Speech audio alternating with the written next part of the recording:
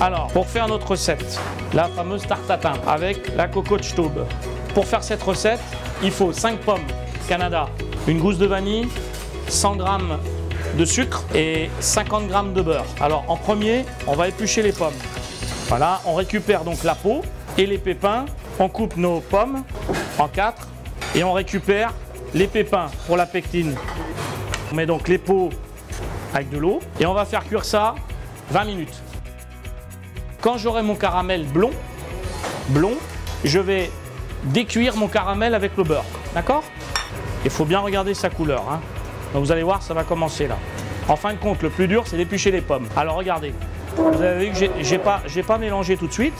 Quand on voit que quand le sucre il commence à fondre, maintenant ce que je veux, c'est juste mon caramel. Alors regardez, parfait. Regardez. D'accord? Donc si on continue à le laisser, comme c'est de la fonte, donc on le décuit et on se met hors du feu et on mélange. Tout simplement. On prend une gousse de vanille, on récupère les grains et on mélange. Comme ça les grains ils vont complètement se... Voilà. Maintenant, on va faire le montage à chaud.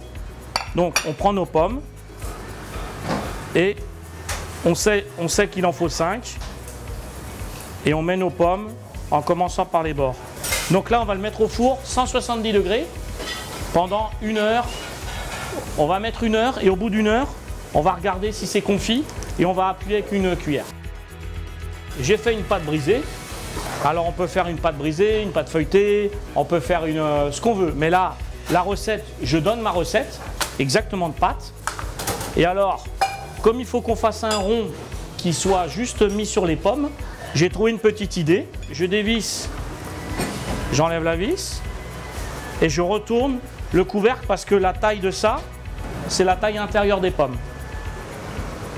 J'appuie un petit peu et je peux découper mon rond de pâte. Et là, je vais le mettre en cuisson 5 minutes d'un côté, 5 minutes de l'autre.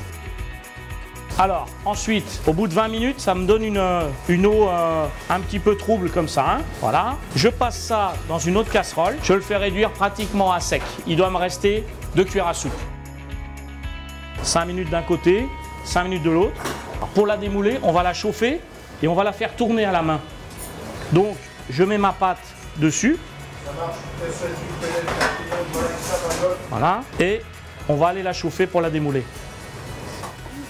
J'ai obtenu donc ça, ma pectine naturelle avec les peaux.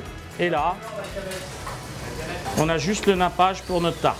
La fameuse tarte tatin pour 5 personnes avec la Cocotte-Staub.